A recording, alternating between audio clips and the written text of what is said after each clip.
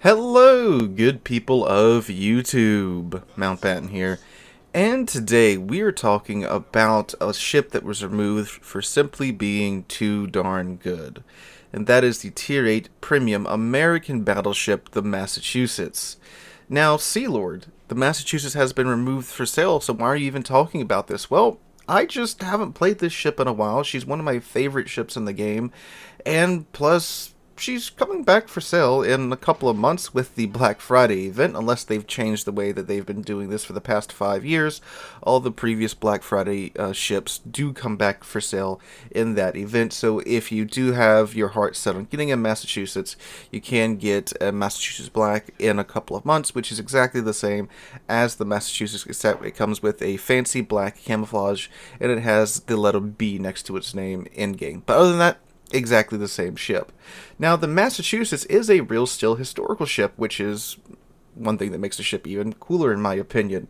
So, the Massachusetts herself was the first class of battleship, the South Dakota, that was manufactured for the United States after the Washington Naval Treaty and the other naval treaties of the early 1900s completely went out the window after the start of the Second World War. And once Massachusetts was complete, she was sent to support Operation Torch, which was the invasion of French North Africa in November of 1942.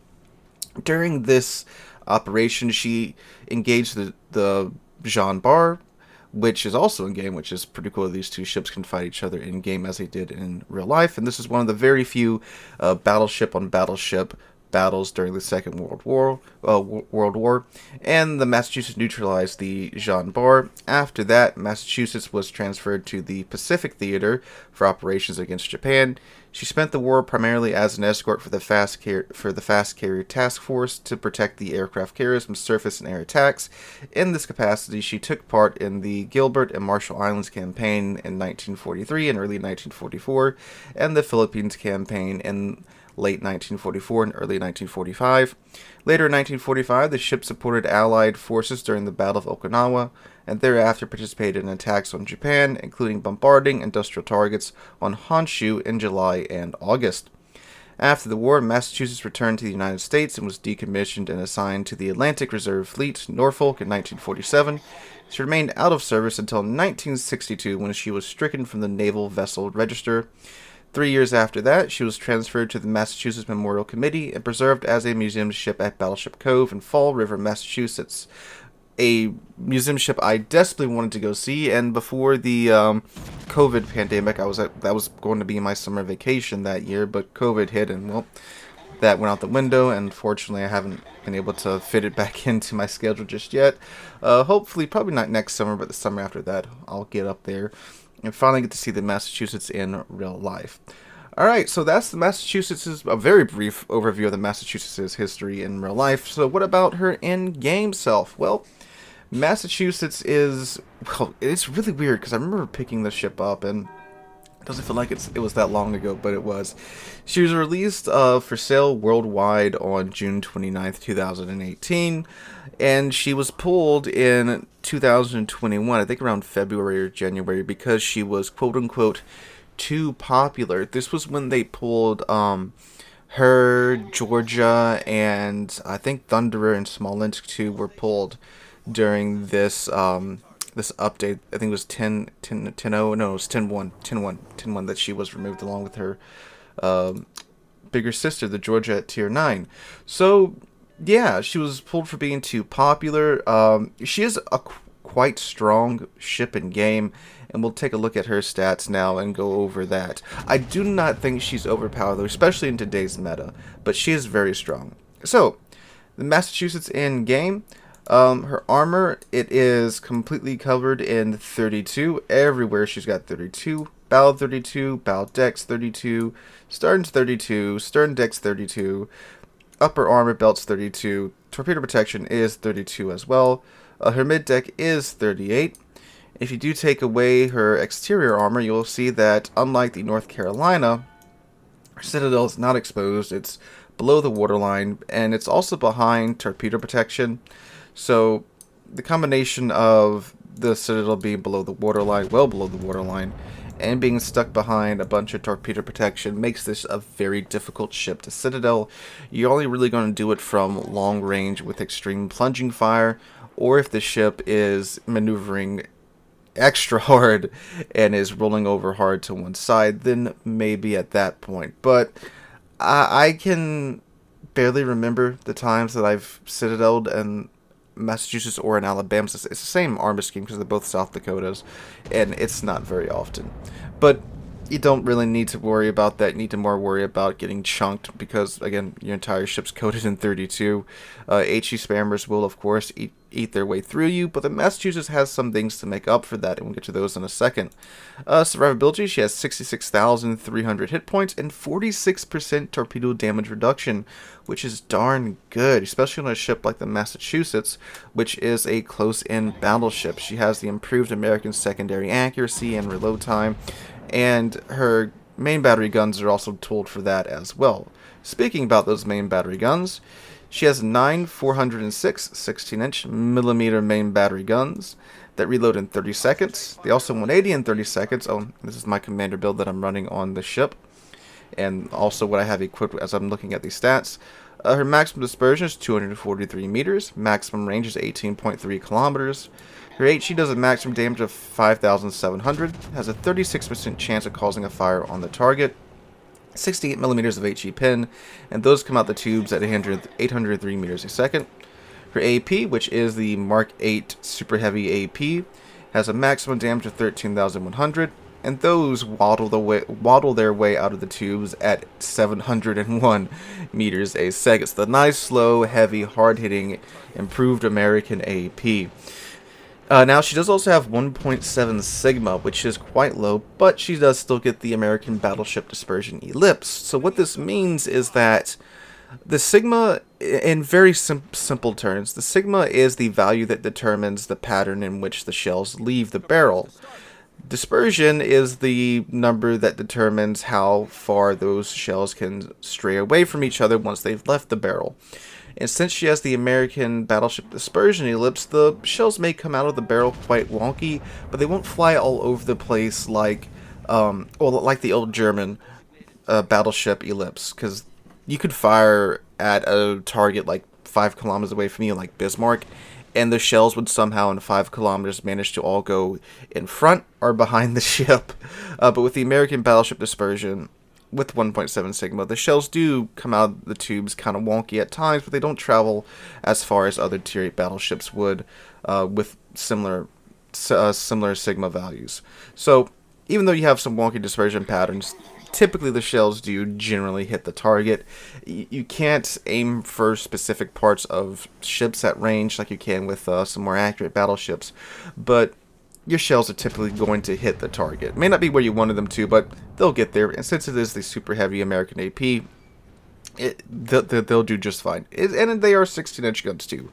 You gotta remember, this is a Tier 8 16-inch gun at this tier is quite large. And again, with the way that the Massachusetts is played, you're going to be close in, like ideally at like 15 kilometers in, and at that range, dispersion doesn't really matter. Well, the dispersion, I should say, with the Massachusetts is more than enough to put in the work that you need to get done at those ranges. Now, of course, at longer ranges, you're going to be struggling a bit, but that's not really how the Mass is meant to be played.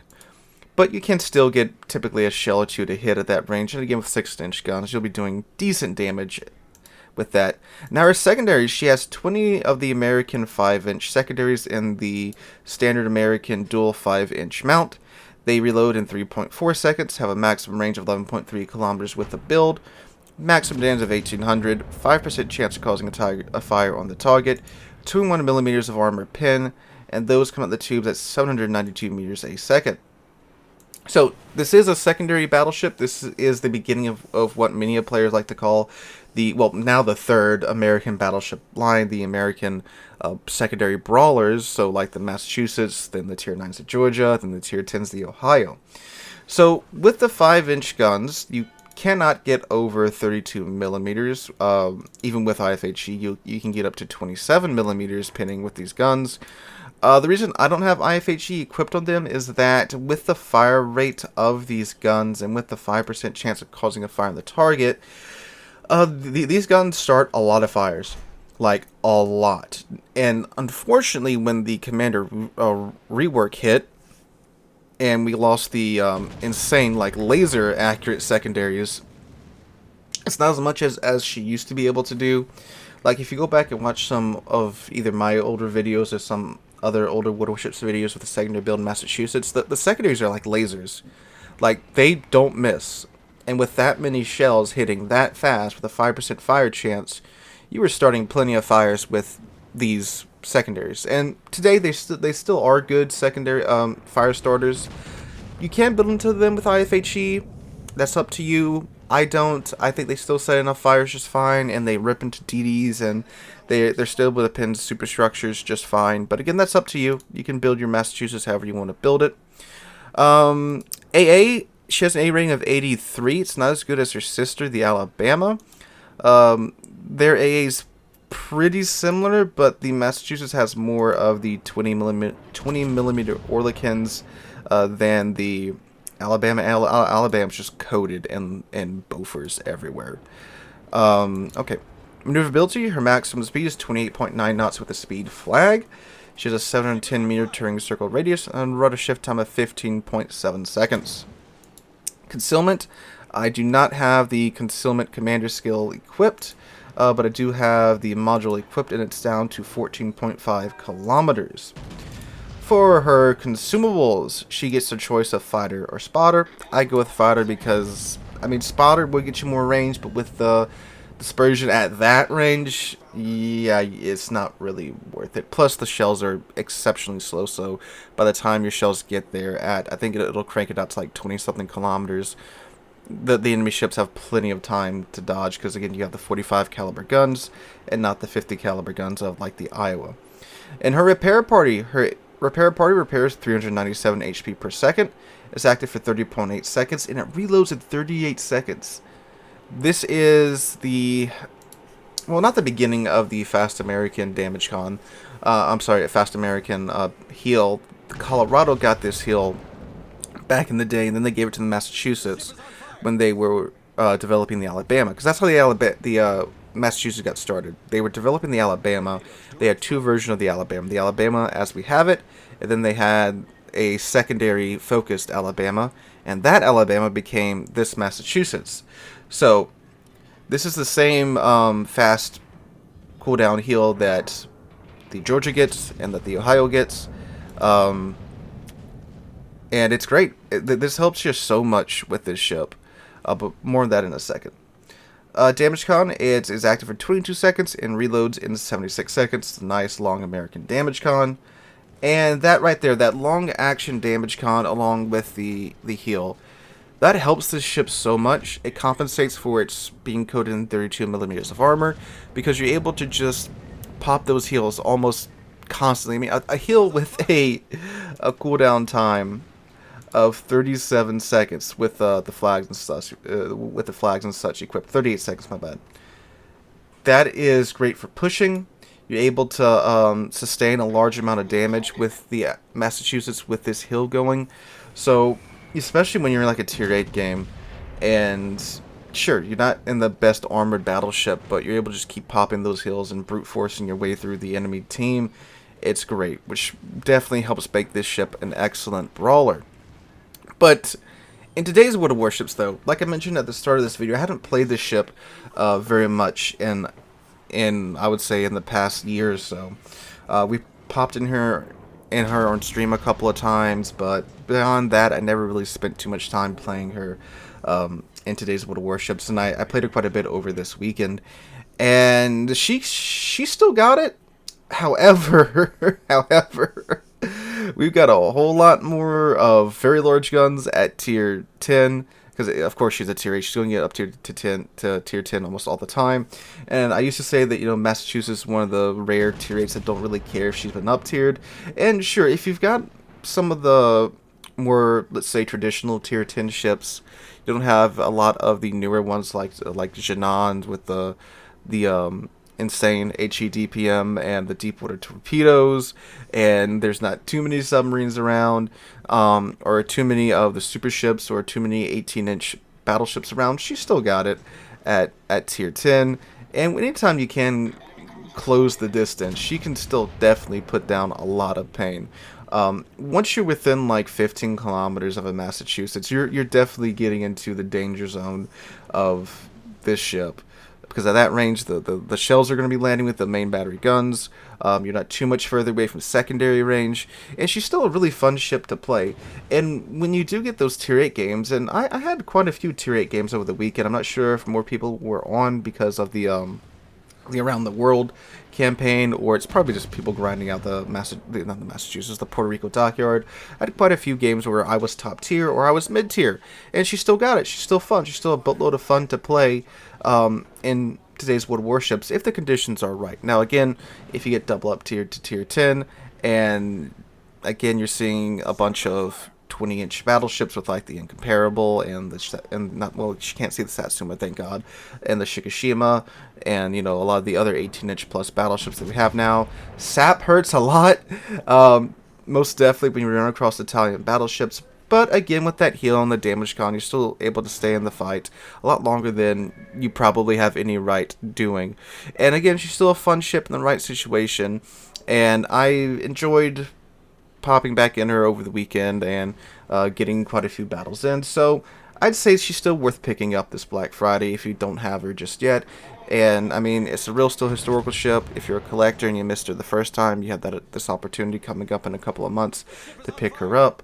But I still like her. She's still a ton of fun to play, and I had a good time in her. Like the battle that it's probably over by now. We lost, but it was a good game. Had a lot of close-in engagements with the Massachusetts. It was a fun match. So, guys, that's my 2 cents on the Massachusetts in today's World of Warships. Let me know what you guys think about this in the comments down below. Hope you guys are having a wonderful Monday and have a wonderful week. If you did enjoy today's video, make sure to subscribe to the channel. We're on our way to 40,000 subscribers, and I cannot thank you guys enough for that. Again, hope you guys are having a wonderful Monday. Have a wonderful week. Hope to catch you guys in the next one.